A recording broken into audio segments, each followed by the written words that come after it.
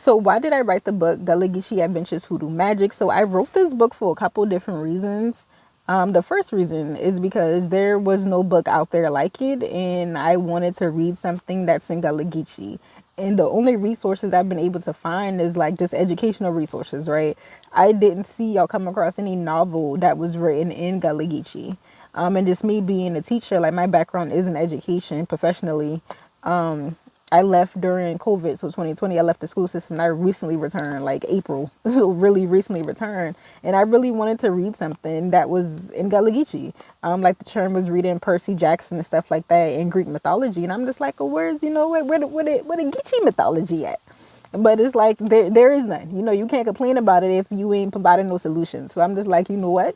Let me go ahead and make a solution. And honestly, I've been sitting on this story for a while, and I just felt like now it's time. And then just thinking back of our ancestor, the late great Toni Morrison, she said if there's a book that you want to read and it hasn't been written yet, then you need to go ahead and write them. You obviously have been chosen to write that story.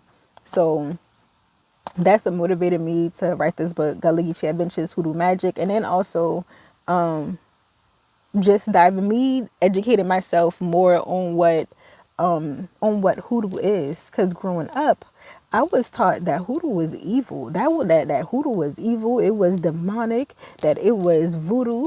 It was just something not of God.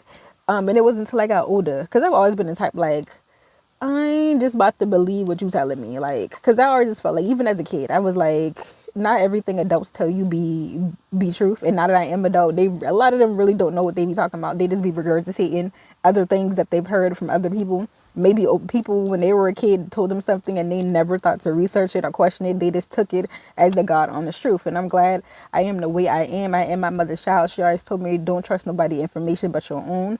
So I am so glad, like, I took my Buki to college, took my Buki to the library, and I actually educated myself, so I can understand what is hoodoo, what is voodoo, what is all this stuff. I came across this book called Hoodoo Medicine, written by Dr. Faith Mitchell. She's a medical anthropologist. Definitely recommend y'all boy go check out her book as well. And she really just breaks down just the herbal practices of Gullah Geechee people.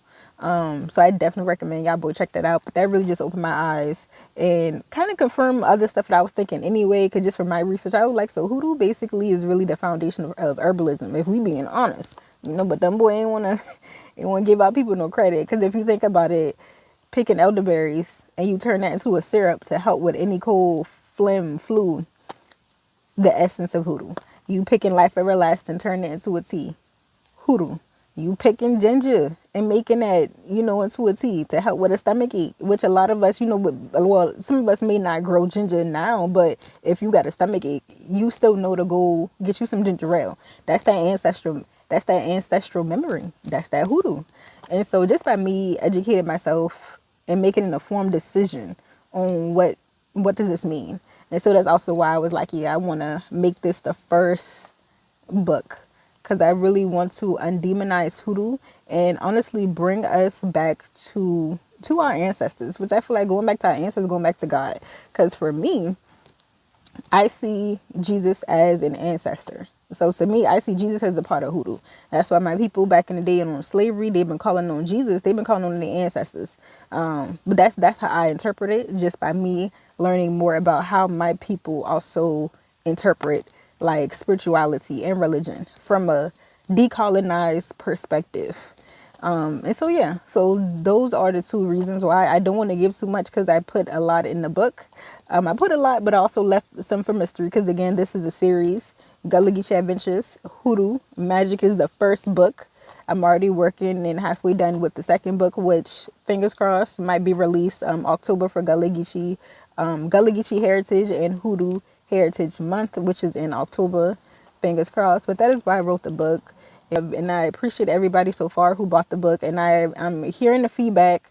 I wrote the book from my own perspective, so I did not include a glossary, but I do have an educational guide coming for those who are like they don't understand Gullah Geechee. So that is coming for y'all boy. But the more that y'all support it, the faster I will be able to produce the educational guide. So please go ahead and support it. Link is in bio. Link is in the comments. Go ahead and support it. It is on Amazon. You can get a physical copy. You can get a paperback. You can get a hard copy, or you can get it even in an ebook format. So go ahead and support that book, Gullah Geechee Adventures, Hoodoo Magick. And let me know if y'all ready for the next series.